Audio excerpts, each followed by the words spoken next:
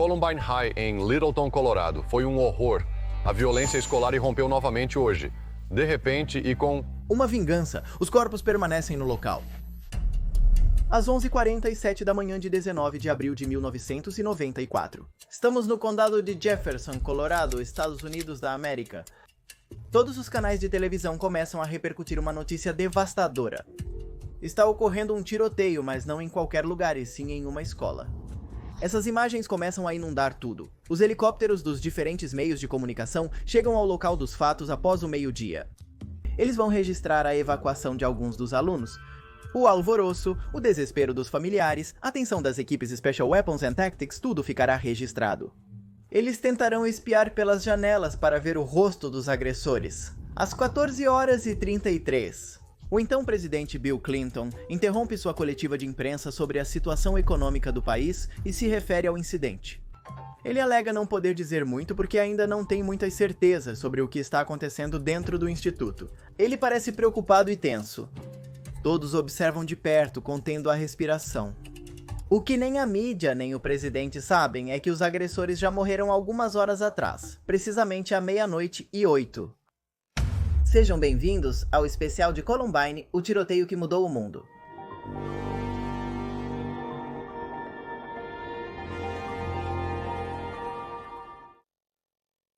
É difícil traçar a data em que tudo começou a se formar, mas temos provas que nos indicam que um ano antes desses dois garotos planejarem esse massacre, começaram a falar do dia do juízo final. Os nomes desses garotos chegaram até nossos dias, envoltos em uma aura indescritível em que se conjugam intriga e repulsa. Estavam falando de Eric e Dylan Eric. Inclusive mencionou o que planejavam. Em uma página da internet que ele administrava, postava longas reflexões, geralmente relacionadas a listar as coisas que odiava. Ontem ele enfatizou que iria atirar em todos, que não deixaria ninguém vivo. Ele até deu alguns nomes, mencionou um tal de Brooks Brown, um rapaz com quem teve alguns desentendimentos. Foi conciso quando escreveu que quando chegasse a hora não teria piedade dele. Essa confissão poderia ter sido o ponto de virada para evitar o que estava sendo preparado. E é que a mesma acabou sendo lida pelos pais do jovem ameaçado. O casal sabia que às vezes os adolescentes podiam ser valentões e falavam demais, mas o que estava escrito ali era algo que gelava o sangue. Não pareciam ameaças vazias ou um simples desabafo, parecia mais algo escrito por uma pessoa alterada e disposta a cumprir suas palavras. Temendo pela vida do filho, os pais de Brooks contataram a polícia. Os agentes tomaram seu depoimento e até conseguiram verificar que nem Eric nem Dylan tinham um histórico limpo. Eles tinham um mandado de busca, mas não agiram. Os pais de Brooks insistiram em vão. A última vez que foram a uma delegacia foi em 31 de março de 1999. Depois disso, eles baixaram os braços e tentaram se convencer de que não deveriam ser tão paranoicos. Eles não sabiam que se a polícia tivesse efetivamente invadido a casa de Eric, teriam encontrado armas de todos os tipos, com mais de 100 explosivos caseiros, e com os planos da escola deles. Era o arsenal e os planos que apenas 21 dias depois seriam usados para realizar o tiroteio estudantil mais famoso dos Estados Unidos. Mas não vamos nos adiantar. Porque Eric e Dylan são considerados mártires por tantos adolescentes. O que aconteceu nesses eternos 47 minutos em que eles realizaram suas fantasias mais obscuras? Os garotos sofriam bullying na escola? Por que se falou que um medicamento mal administrado poderia ter sido de vital importância para que o caos se desencadeasse? O que aconteceu com os sobreviventes? Qual atitude os pais dos agressores tomaram? Qual foi o papel da mídia nesta equação? Este relatório será extenso. Vamos apresentar aqui uma tonelada de dados e uma tonelada de provas que não aparecem em outros vídeos no YouTube, como por exemplo, esboços, desenhos, o que eles escreviam em seus diários, fotos, vídeos. Conseguimos muito material exclusivo que será disponibilizado aqui e nos créditos finais do vídeo para os interessados. Depois que tudo terminar, vocês poderão ouvir. Completa a chamada para o 911 de uma das vítimas, que ligou justamente para este número, enquanto eles dois ainda estavam vagando pela escola. Este vídeo será especial com duração de 1 hora ou mais. Se houver interesse, podemos fazer relatórios mais longos assim uma vez por mês. Escrevam a palavra especial aqui embaixo, porque este é um especial sobre colunas. Se quiserem outro especial, escrevam essa palavra aqui embaixo. E nos sugira quais temas poderiam ser abordados. Bom, não vou demorar mais. Vamos começar conhecendo o Dylan. Eric Harris nasceu em 9 de abril de 1981 em Kansas, mas logo conheceu vários locais dos Estados Unidos. A razão? Seu pai trabalhava como piloto de carga para as Forças Armadas e durante mais de uma década foi realocado em diferentes bases, o que fez com que sua família tivesse que se mudar várias vezes. As mudanças não foram fáceis para Eric, que se sentia incapaz de formar vínculos duradouros e logo se tornou um tanto eremita. Sabendo que fazer amigos não parecia uma possibilidade em sua agenda, logo se tornou devoto dos videogames e tentou disfarçar o ressentimento que aos poucos começava a corroê-lo. Quando seu pai foi aposentado forçadamente, o garoto se mudou permanentemente para o Colorado. Era julho de 1993 e finalmente tinha a chance de considerar um lugar como sua casa. E as coisas só melhoraram, porque naquele mesmo ano ele conheceu na escola primária outro garoto com interesses semelhantes aos dele. Em algum dia, não especificado daquele mês, eles apertaram as mãos pela primeira vez e o outro se apresentou como Dylan Klebold.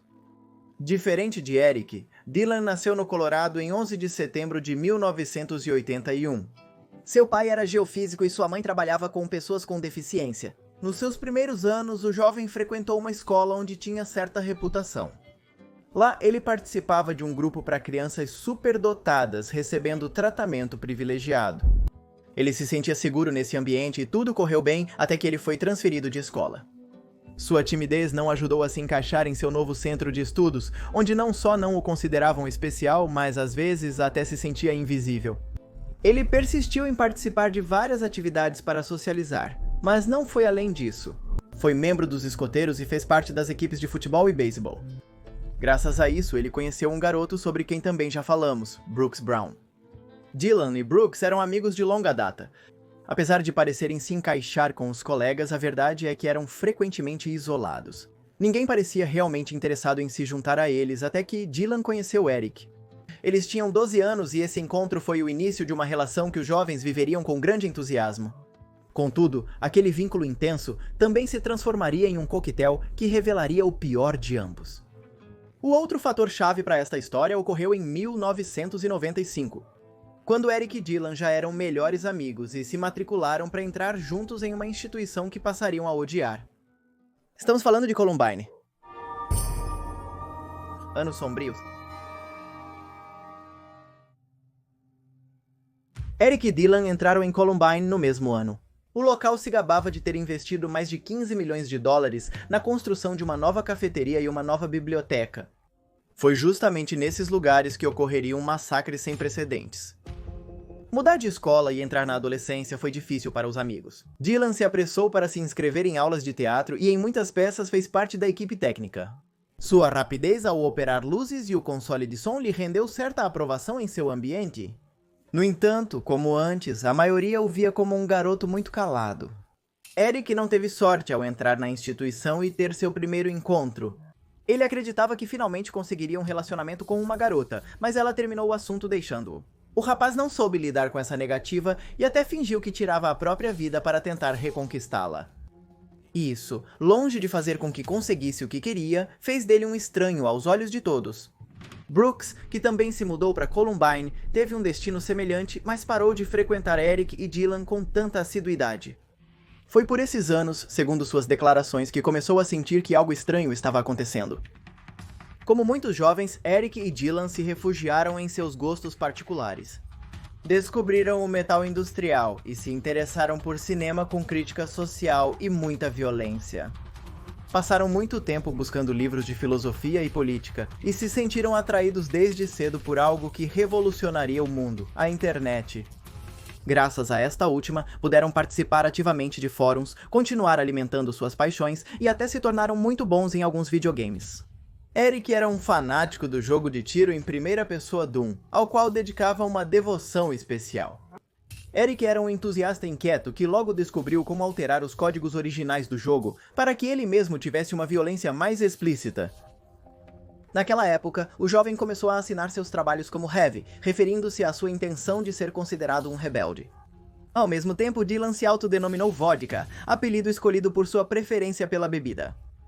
A adolescência pairava sobre esses garotos, e com ela vinha a confusão hormonal e existencial que qualquer um que tenha passado por esta fase soube apreciar.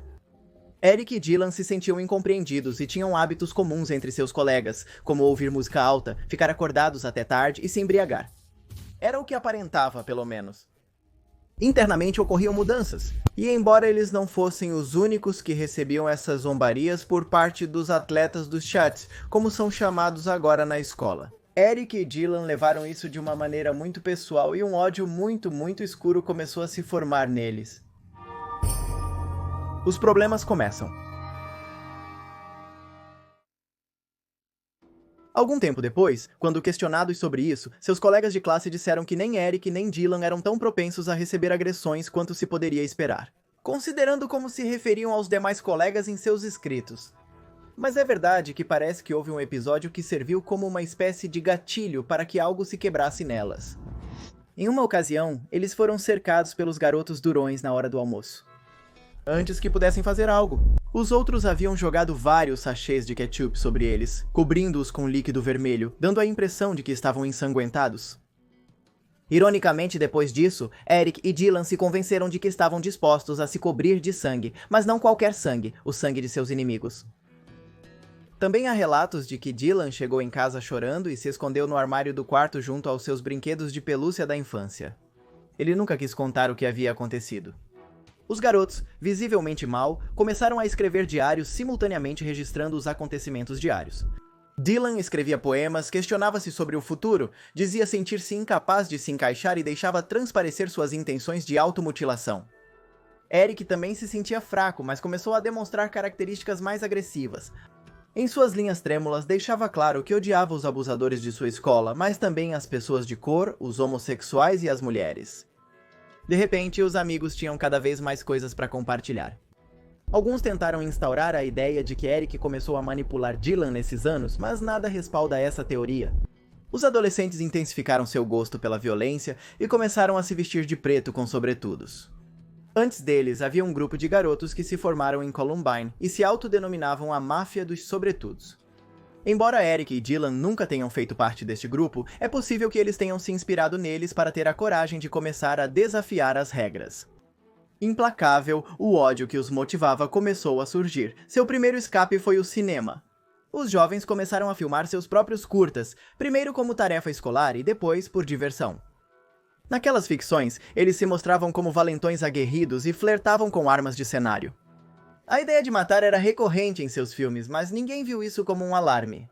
Afinal, os Estados Unidos não são um lugar onde as armas verdadeiras e falsas podem ser obtidas no mesmo lugar. Um Walmart, como Michael Moore demonstraria bem no documentário que faria mais tarde sobre tudo o que aconteceu. Eric e Dylan também começaram a ter atitudes mais vândalas. Eles vandalizavam as propriedades de professores e outros alunos, colocavam fogos de artifício em lugares comuns e costumavam pregar peças pesadas nos outros. Também insultavam aqueles que não pensavam como eles e mostravam um total desrespeito pela autoridade. Eles até levaram essa atitude problemática para o trabalho. No verão de 1997, ambos começaram a trabalhar na Blackjack Pizza, onde continuaram a ter atitudes hostis como armar armadilhas para os mais incautos e até mesmo causar incêndios. O ápice dessas travessuras intensas ocorreu em 1998, quando Eric e Dylan foram detidos pela polícia após tentarem roubar o que havia dentro de uma van. Isso foi um divisor de águas, não por mostrar aos jovens seus excessos, mas justamente o oposto. As autoridades permitiram que evitassem uma condenação grave, caso participassem de um programa juvenil para prevenir a delinquência e controlar a raiva. Eric e Dylan tiveram que admitir para suas famílias que estavam se desviando e cumpriram o que foi pedido à risca. Chegaram pontualmente a todas as aulas de instrução cidadã e até escreveram uma carta elaborada e sentida dirigida ao dono da van em questão. Na mesma, comprometiam-se a se afastar dos maus hábitos e estavam predispostos a seguir o caminho do bem. Oficiais e outros profissionais analisaram os indivíduos, concluíram que estavam reabilitados e lhes deram alta. No entanto, nem Dylan nem Eric estavam arrependidos do que havia acontecido. Muito pelo contrário, eles descobriram como era fácil enganar a todos e se passar por inocentes. Essa experiência aumentou a confiança que eles tinham em si mesmos para fazer o mal. Foi então que começaram a dar vida a um plano que chamaram de Dia do Juízo Final, os preparativos.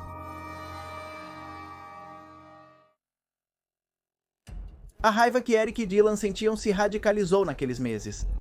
Passaram a se interessar mais pela simbologia e ideologia nazistas, tornando-se obcecados por assassinos em série. Eles também examinaram tiroteios estudantis anteriores ao que planejavam realizar.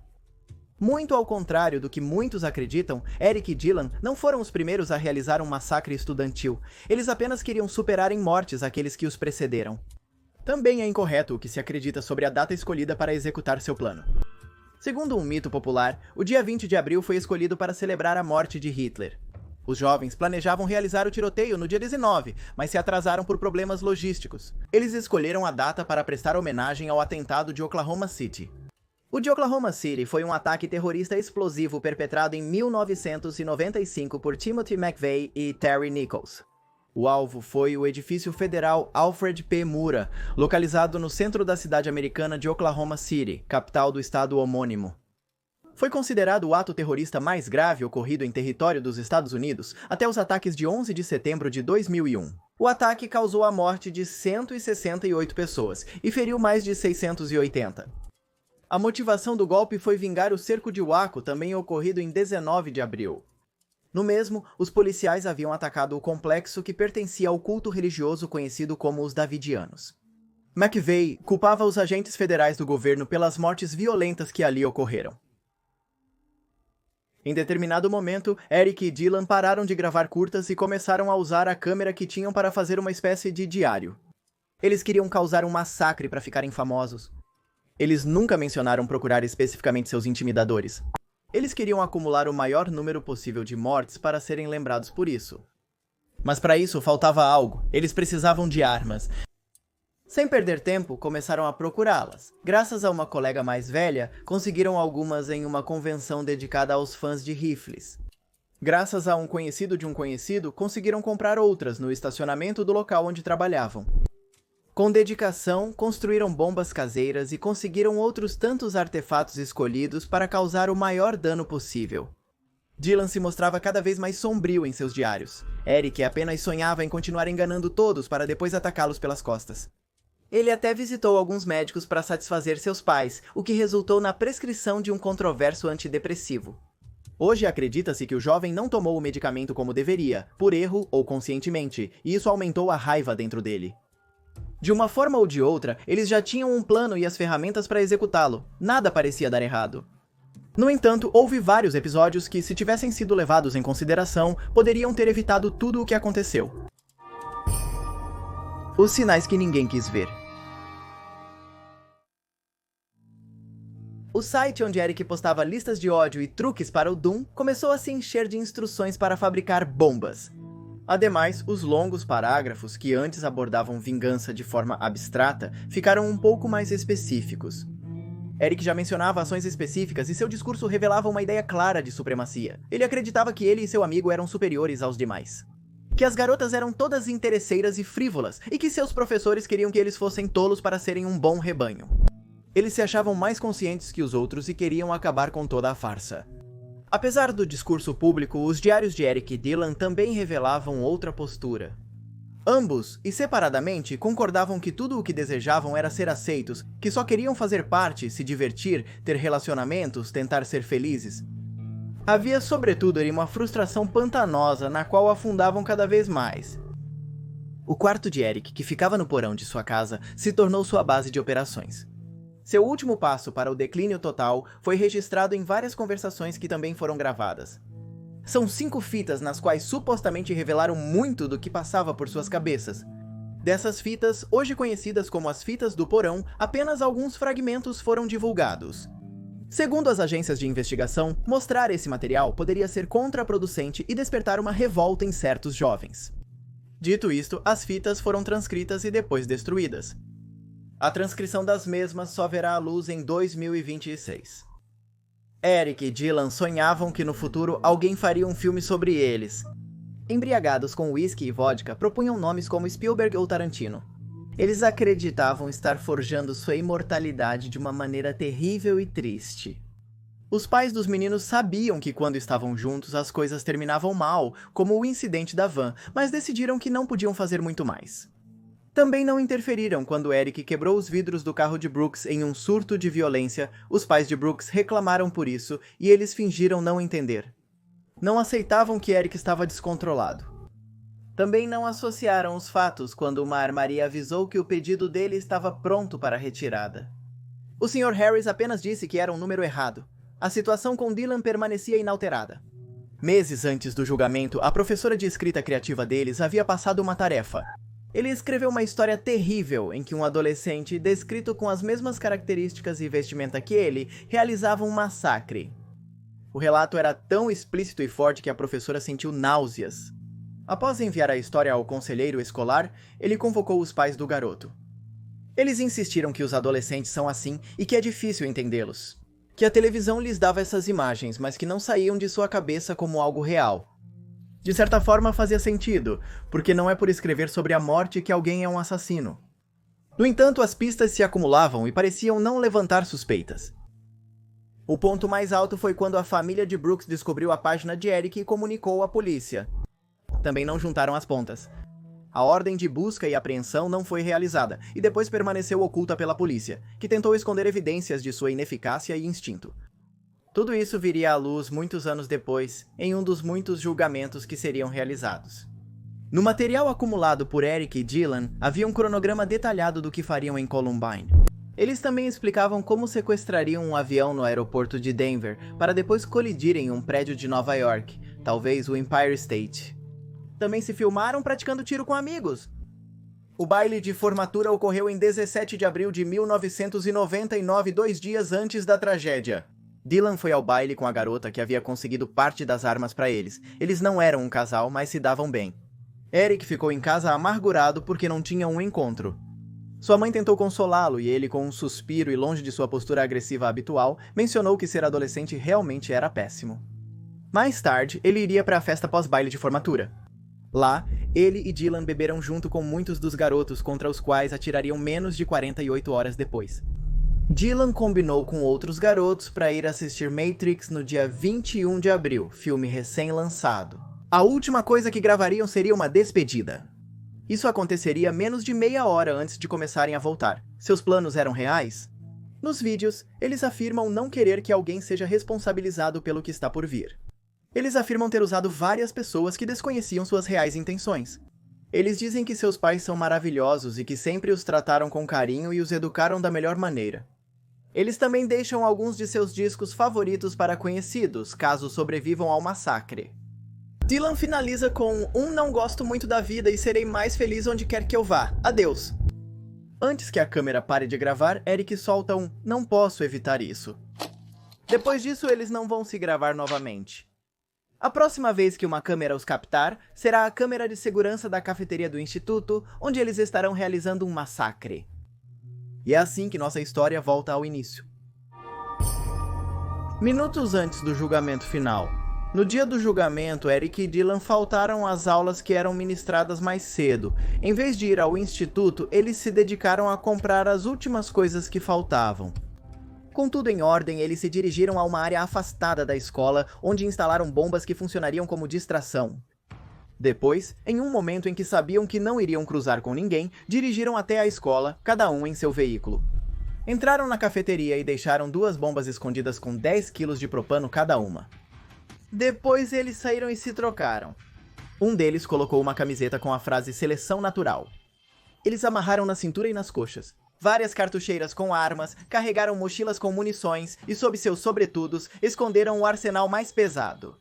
Eles tinham uma espingarda Savage Springfield 67 H calibre 12, uma carabina Hi-Point 995 de 9mm, uma pistola semiautomática Intratec AB10 de 9mm e uma espingarda de cano cerrado Stevens 311-500 calibre 12. Como enfatizamos, eles puderam comprar tudo graças a uma carteira de identidade de maior idade. Não precisaram de mais nada. Prontos, retornaram à escola e permaneceram próximos ao carro de Eric. A ideia era ver como a cafeteria iria explodir. Matar mais de 400 pessoas com o desmoronamento e depois atirar em qualquer um que tivesse sobrevivido e estivesse correndo. Eles queriam ver o mundo queimar, acreditando ter armado a armadilha perfeita. Enquanto esperavam, Brooks, seu amigo de toda a vida, saiu para fumar. Após observar o estacionamento, reconheceu Eric e se aproximou dele. Apesar das desavenças recentes, ele sempre se lembrava de que foram muito próximos em certo momento. Ansioso para conversar, perguntou ao outro por que não havia feito os exames naquela manhã. Segundo Brooks, Eric lhe diria que isso não importava, que o crucial era que ele não o desagradava tanto quanto imaginava, e que por isso queria dar-lhe um conselho. O conselho em questão foi que ele se afastasse de lá o mais rápido possível. Eles estão caminhando pelos corredores. E você pode ver uma parede de piadas vindo até eles, eles saem da rua, é a rua deles, o mundo deles, e Eric e Dylan não saíram da rua. E assim você vê os piadistas colocarem os dedos bem em Eric e quase quebrarem a câmera de sua mão. E você não os ouve xingar, porque estão muito acostumados com isso. Eles não dizem, que diabos foi isso? Eles dizem, e simplesmente se movem porque é tão comum. Brooks se afastou duvidoso, sem entender completamente. Até hoje, algumas pessoas ainda duvidam da total inocência de Brooks. Embora não haja provas contra ele, muitos sustentam que o jovem tem presença-chave em vários pontos cruciais da história. Não são poucos os que alegam que Brooks pode ter conhecido o plano, mas não se atreveu a fazer parte dele. Também não teria feito nada para evitar a catástrofe, o que o tornaria um cúmplice ativo. De qualquer forma, Brooks foi embora e Eric e Dylan ficaram olhando para a escola, esperando a grande explosão. No entanto, ela nunca aconteceu. Ansiosos, eles olharam seus relógios. Se deixassem o tempo passar, os estudantes voltariam para suas salas de aula e não estariam mais reunidos na cafeteria, o que reduziria as chances de matá-los. As bombas que eles montaram estavam defeituosas sem que soubessem. Se isso os tivesse desencorajado, hoje a história seria outra. Muito pelo contrário. Naquele instante, eles decidiram optar pelo plano B e se propuseram a entrar no estabelecimento. Eram 11h19 da manhã e tudo estava prestes a se torcer de maneira irremediável. Em menos de 30 minutos, os meios de comunicação não repetiriam outra coisa além da palavra Columbine. O horror se desencadeia. Um garoto e uma garota almoçavam perto de uma das portas do estabelecimento. Depois de sorrir para eles, Eric e Dylan atiraram neles. A garota morreu. Ela seria a primeira de muitos. O garoto ficou gravemente ferido, mas sobreviveu. Após a primeira rajada, Eric não se conteve, girou e atirou em outros adolescentes que estavam próximos. Dylan se aproximou de um dos caídos e o rematou com um tiro no rosto. 5 jovens que faziam um piquenique perto do estacionamento olharam para a sequência intrigados. Convencidos de que tudo era uma encenação do clube de audiovisuais para um curta-metragem. Perceberam o erro quando as balas começaram a ir em sua direção. 3 saíram ilesos, 2 ficaram feridos. Sem perder mais tempo, Eric e Dylan voltaram sua atenção para a escola. No meio do caminho, encontraram uma professora que também acreditava que eles estavam filmando um filme. Percebeu que a situação era mais séria do que imaginava quando os vidros se estilhaçaram e um tiro perfurou seu ombro. Depois disso, a mulher correu para a biblioteca para se esconder e dar o sinal de alarme. Um professor de informática e treinador que estava no instituto ouviu os barulhos e agiu rapidamente. Ele alertou o responsável pela segurança de Columbine sobre sérios problemas e depois foi para a cafeteria, mantendo uma ação fria. Ele ordenou aos alunos que se escondessem sob as mesas, não entrassem em pânico e ficassem em silêncio. É provável que seu rápido trabalho e o de outros 2 zeladores tenham salvado centenas de vidas. Após instruir os alunos presentes a se protegerem em um local seguro, a mulher abrigada na biblioteca acionou o serviço de emergência. Não cortaria o cabelo após o atendimento. Portanto, durante alguns longos minutos, a operadora do outro lado pôde testemunhar o desespero que se viveu ali. Os primeiros minutos deste áudio são os que se tornaram públicos, e você poderá ouvir esta gravação no final deste vídeo. O responsável pela segurança, vindo do outro lado da escola, identificou os agressores ao vê-los entrando.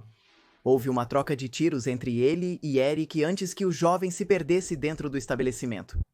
Um estabelecimento enorme que estava prestes a se tornar um terreno de caça. Columbine vira um inferno.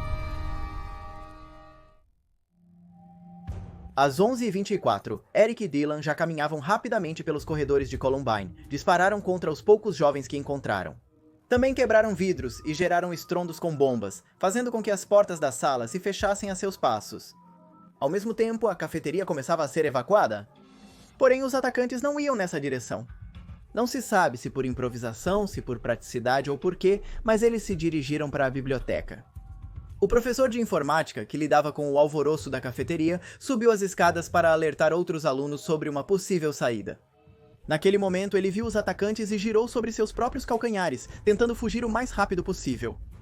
Ele receberia 2 tiros no peito e cairia, perdendo 2 dentes. Com um pouco de força que lhe restava, ele conseguiria se esgueirar, deixando um rastro de sangue atrás de si. Outro professor o viu e o levou até uma sala onde estavam abrigados outros 30 alunos. Lá, eles prestariam os primeiros socorros ao mesmo tempo que colocariam um quadro branco contra uma das janelas que davam para o exterior. No quadro podia-se ler "Um sangrando". A ideia era que esse cartaz fosse visto pelos policiais e grupos de resgate, que segundo o próprio ponto de vista deles, já deveriam estar por perto. E ele não estava errado. Os policiais chegaram prontamente, mas sem saber como agir, apenas aguardaram os grupos especializados. Eles apenas conseguiram posicionar seus carros de patrulha de tal maneira que servissem de escudos contra os tiros vindos de dentro. Ao chegar à biblioteca, Eric e Dylan encontraram alunos e professores escondidos sob as mesas. Com voz firme, ordenaram 2 vezes que todos se levantassem. Esses gritos foram ouvidos pela operadora do 911. Naquele exato momento, a professora que havia ligado soltou o tubo e ficou paralisada atrás de uma escrivaninha. Os estrondos dos tiros e das explosões ainda ressoavam no local, assim como os alarmes e as sirenas. Ainda assim, as 56 pessoas escondidas não puderam evitar ouvir os passos lentos dos atiradores se aproximando. Sem mais palavras, Eric e Dylan fizeram outra rajada de tiros matando um jovem. Em seguida, deixaram suas munições sobre a mesa e foram até as amplas janelas com vista para fora. Dedicaram alguns segundos para atirar nos estudantes que fugiam e nos oficiais que se aglomeravam sem saber muito bem como ajudar. Depois, eles se viraram sobre si mesmos e olharam para a biblioteca sedentos de sangue. Massacre na biblioteca. Após largar seu sobretudo no chão, Dylan avistou 3 estudantes embaixo de uma mesa. Os 3 ficaram feridos. Enquanto isso, Eric também se agachou para observar suas futuras vítimas. Apertou o gatilho várias vezes, causando mais mortes.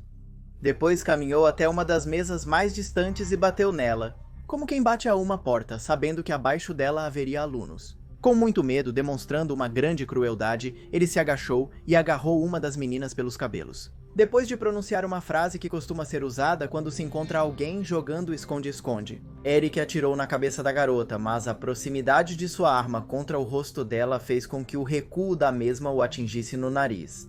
Isso o deixou atordoado e sangrando. Naquele momento, Dylan viu outros alunos tentando se ajudar e não hesitou em atirar neles. Seu amigo, ainda cambaleante, apontou sua arma para alguns garotos até mirarem uma garota e perguntar se ela queria morrer. A garota implorou para que ele não fizesse aquilo. Dylan o instigou a atirar, mas Eric se levantou sem fazê-lo. Algo decepcionado, o outro procurou um novo alvo e se inclinou sobre uma mesa onde encontrou um grupo de atletas e um rapaz de cor. Depois de soltar vários comentários racistas e tentar sem sucesso tirá-lo de debaixo da mesa, ambos abriram fogo contra ele e os outros, criando novas manchas avermelhadas. Nos pisos que até pouco tempo atrás estavam imaculados, Eric e Dylan continuaram com sua destruição. Derrubaram prateleiras, quebraram mais vidros, fizeram disparos aleatórios e feriram e mataram mais estudantes. Alguns tentaram escapar e até mesmo um tentou derrubar Eric com uma cadeira, tudo em vão. Os atiradores em clara vantagem não tiveram piedade. Eles zombaram de muitos dos que tremiam e fizeram perguntas a muitos outros como "Você acredita em Deus?" antes de atirar neles. Apenas com outro dos estudantes eles não seguiram o padrão. Era John Savage, um garoto que ambos conheciam. Quando Dylan encontrou seu rosto, John perguntou o que eles estavam fazendo. Dylan deu de ombros e respondeu, apenas matando pessoas. John queria saber se eles também o matariam. Por alguns segundos o tempo pareceu congelar. Após hesitar, Dylan disse a John para ir embora, e ele conseguiu sair do instituto. Às 11h34, Eric e Dylan fizeram mais disparos para o exterior. Os sobreviventes os ouviram dizer que aquilo não os divertia mais. Eles até mencionaram a possibilidade de tirar suas facas e estreá-las ali mesmo, mas não o fizeram. Eles saíram da biblioteca às 11h36, deixando para trás 10 mortos e 12 feridos. Teriam sido 7 minutos de horror. Uma pergunta se tornaria vital nas próximas horas. Por que, se tinham munições suficientes, não acabaram com todos? Esse mistério perdura até o dia de hoje. Seja como for, os jovens continuaram vagando pela escola, atirando erraticamente e sem alvos específicos. Eles não tentaram entrar nas salas de aula fechadas, onde claramente haveria mais alunos e professores escondidos. Foram até a cafeteria, percorreram corredores e até voltaram à biblioteca, mas só encontraram estudantes inconscientes aos quais não deram maior atenção. Finalmente, 49 minutos após o início dos tiros, os responsáveis abririam fogo pela última vez. Às 12h08 da manhã. Eric Harris tirou a própria vida com um tiro no céu da boca, e Dylan Klebold fez o mesmo, mas nas têmporas. O primeiro morreu na hora, o segundo não. Segundo a autópsia, ele aspirou o próprio sangue antes de seu coração parar. 4 minutos antes, a primeira equipe Special Weapons and Tactics entrou no local. As equipes desconheciam que os atacantes haviam cometido suicídio. Portanto, continuaram agindo com precaução e em silêncio por quase 3 horas, retirando todos os garotos que puderam. Como consequência deste resgate lento, o professor de informática morreu sangrando na sala em que estava refugiado. Sua ação e predisposição para ajudar os outros em vez de salvar a si mesmo ainda são lembrados na escola, onde ele é rotulado como herói. A evacuação da escola foi concluída antes do anoitecer. Posteriormente, descobriu-se que, além dos explosivos na cafeteria que poderiam ter colapsado o teto, outras bombas haviam falhado. Havia explosivos dentro dos carros de Eric e Dylan. Supunha-se que eles seriam ativados com a chegada das ambulâncias e da polícia, mas nunca foram.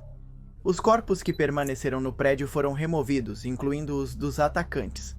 Até então eles já tinham sido identificados. Naquela mesma madrugada, os agentes iniciaram a revisão dos quartos dos 2 jovens.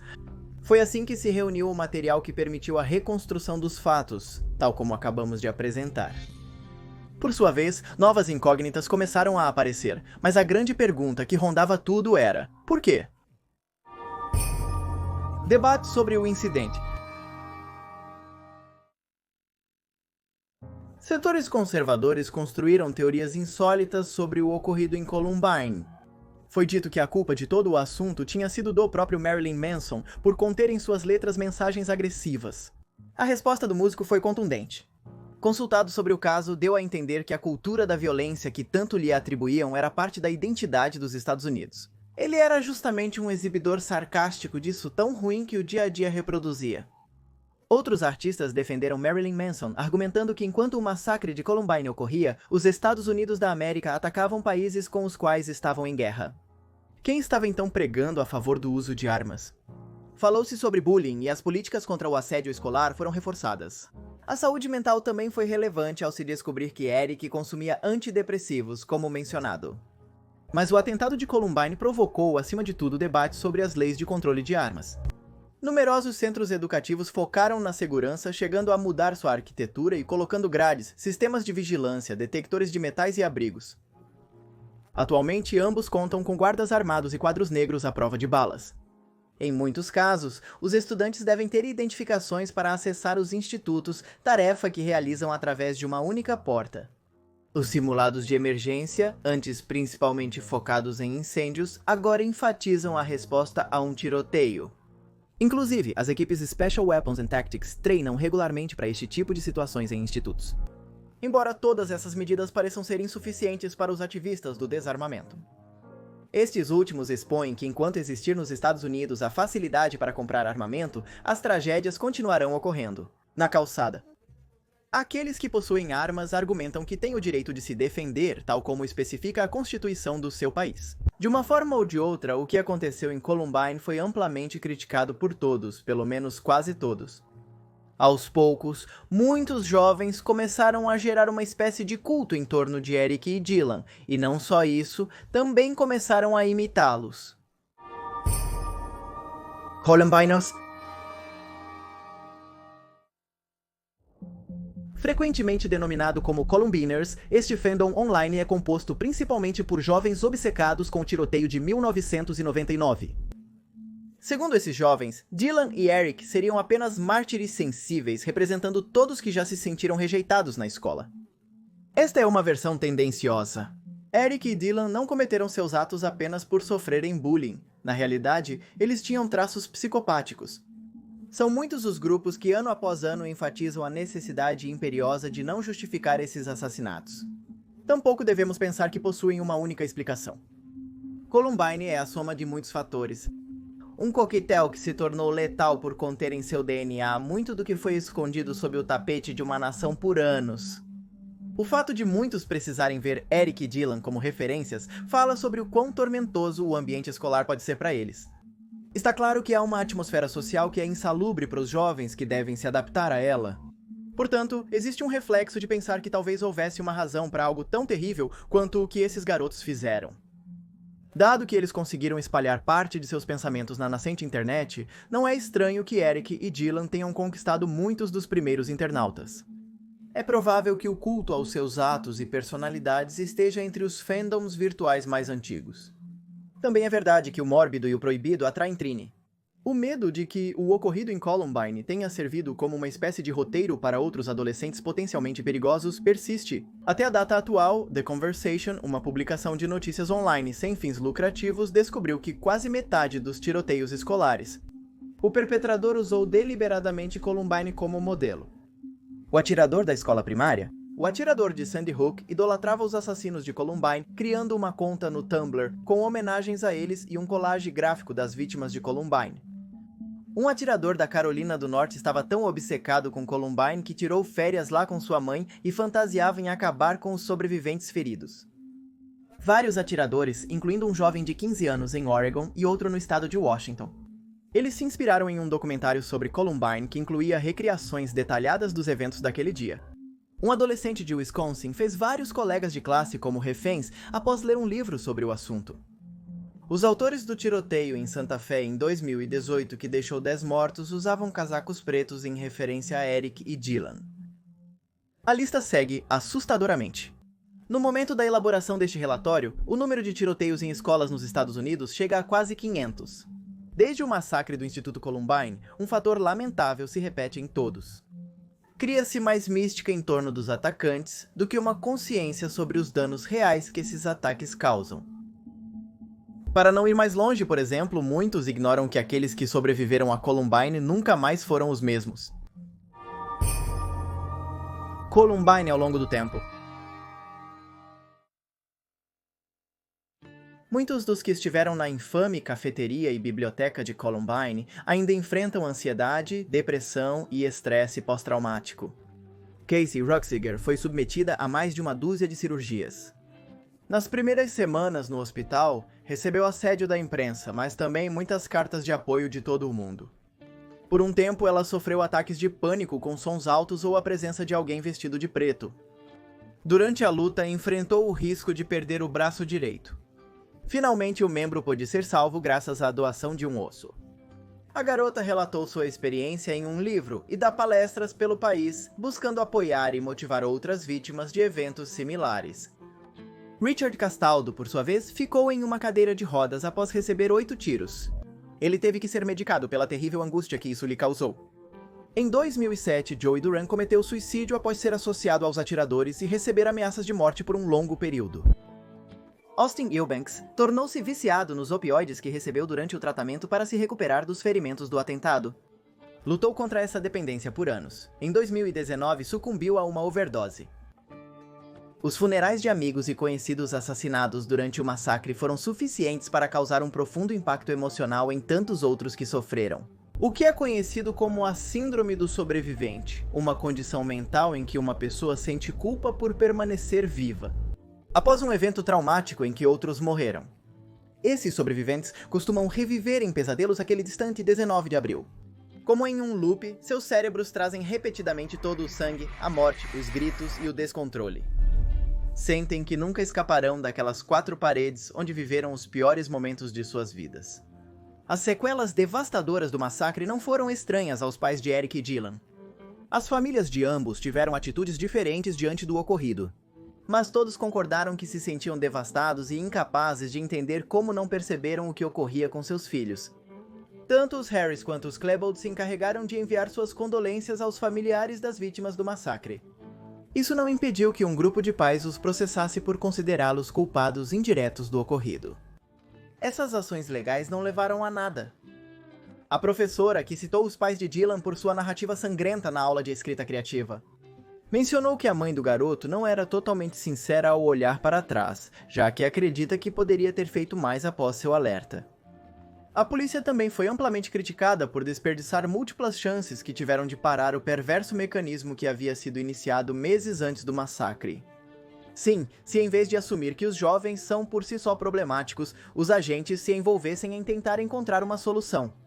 É provável que eles teriam notado que o de Dylan e Harris não era um simples capricho. A tensão vivida pelos socorristas também trouxe suas consequências, apesar de se supor que esse grupo profissional está preparado para lidar com situações dessas magnitudes. Muitos apontaram que ver jovens entre 15 e 18 anos chorando e gritando como criaturas fez com que percebessem como a escuridão pode devastar. Contudo, em apenas alguns minutos.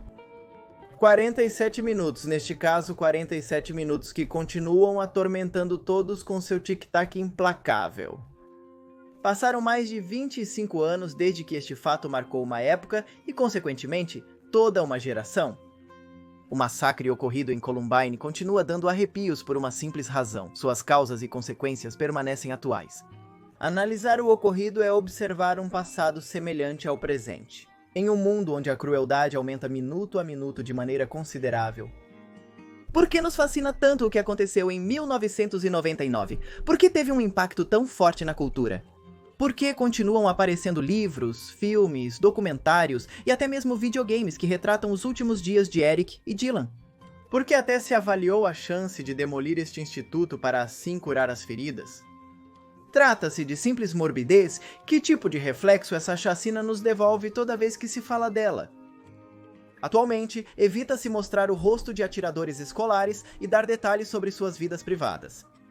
Todos temem que se crie novamente fascinação pela figura de um assassino. No entanto, com Eric e Dylan parece ser suficiente. Eles estão destinados a encarnar um protótipo de adolescente irritado, frustrado e marginal que traz seus desejos mais questionáveis à luz de todos. Talvez com um único motivo para expor uma sociedade que consideram hipócrita. Muitos analistas lamentam, pois acreditam que se Eric e Dylan tivessem controlado sua raiva, teriam se formado em Columbine meses antes. E talvez teriam se livrado de muitas das coisas que os impediam de se sentir plenos. Poderiam ter entrado para estudar algo que gostassem mais, ou encontrado outros com interesses similares em cinema, games e música. Talvez pudessem ter sentido que, apesar de tudo, mesmo que muitas coisas funcionem terrivelmente, é possível viver uma vida que não seja atravessada pelo ódio e pela dor. Teriam descoberto que é possível ter autoconsciência e confiança, sem ter que submeter ninguém. Talvez até tivessem olhado com desaprovação esses planos que chegaram a esboçar em noites de insônia. Ou talvez não, talvez Eric e Dylan nunca tivessem se encaixado. Talvez em última análise isso é o que é fascinante. Nunca vamos saber o que teria acontecido se um mínimo fator fosse alterado neste terrível quebra-cabeça. Simplesmente temos a condenação e a obrigação de revisar o que aconteceu uma e outra vez, sempre buscando respostas que nunca serão suficientes.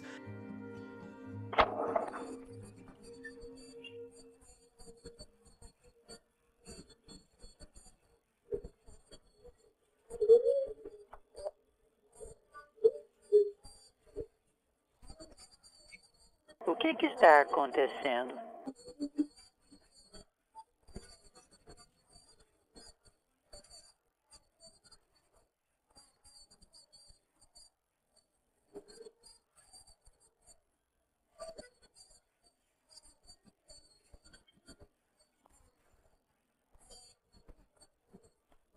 Ok, estamos chegando. O estudante.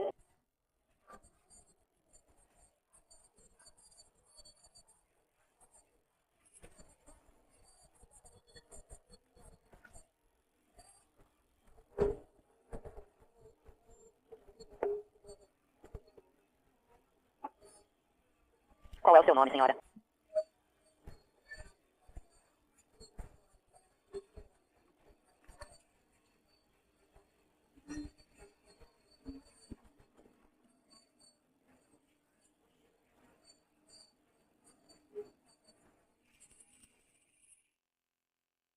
Pelo visto, em Columbine foi mais fácil atirar nas crianças do que se encaixar na escola. Essa é a principal lição de Columbine.